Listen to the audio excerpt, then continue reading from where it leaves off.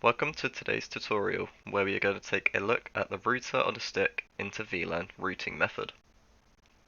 What I've got demonstrated here in Cisco Packet Tracer for you is the legacy Inter-VLAN routing method where you have 4 interfaces going from router 1 to the switch 1, and we've got 1 VLAN per interface. This is an extremely inefficient method as it requires a lot of configuration. So think as the VLANs increase, we also need to apply different logical configuration on each interface. It's also worth mentioning if you want to do 1 VLAN per interface, you are going to have to think about the physical logistics. You are going to require a field engineer every time to run a cable between the switch and the router, which can become very cumbersome and use up all of the available switch ports.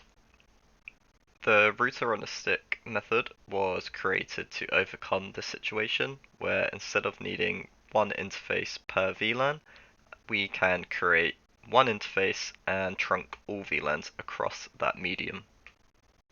This is the most optimal scenario where you have 1 interface which trunks all the VLANs, so VLAN 10, 20, 30 and 40 between the switch and the router. With this model there is a lower total expenditure. Say if you needed an SFP in switch 1 and another in router 1, it is far less costly to do that over 1 interface rather than the previous scenario where you needed 1 interface per VLAN. And what you guys are here for is to see the configuration and how we can apply the config to show the router on a stick model. Firstly, we want to assign the correct VLAN to our sales, so we will go to configure terminal, interface fast Ethernet 01, and switch port mode access, and switch port access VLAN 10. And it creates VLAN 10 for us, and we'll just hit end. Now we can go ahead and trunk the interface of fast Ethernet 05. So back into configure terminal, interface fast Ethernet 05, switch port mode trunk. There we go, and we can also do the trunk allowed VLANs just to be more precise in what we're doing. So we can go with VLAN 10, 20, 30 and 40. There we go. One error that I spotted is I had the wrong interface. So in Packet Tracer you want to use this gigabit 000 as it is a WAN link and will allow you to create sub-interfaces on your router.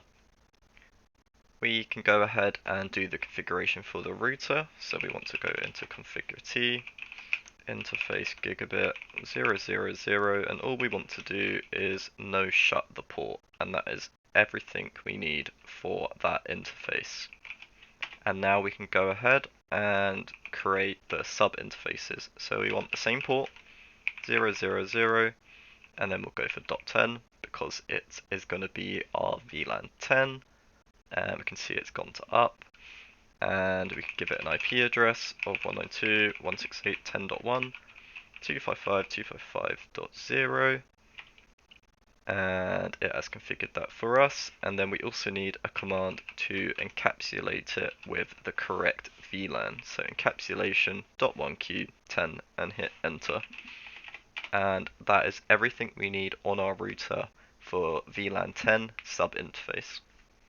Just wrapping up our final checks, I've done a show run and you can see the interface gigabit Ethernet 000.10, which is our VLAN 10. We got an encapsulation .1q10 and the IP address of .1. Very minimal configuration on our router here. And to verify, we can do ping 192.168.10.2, which is our sales client.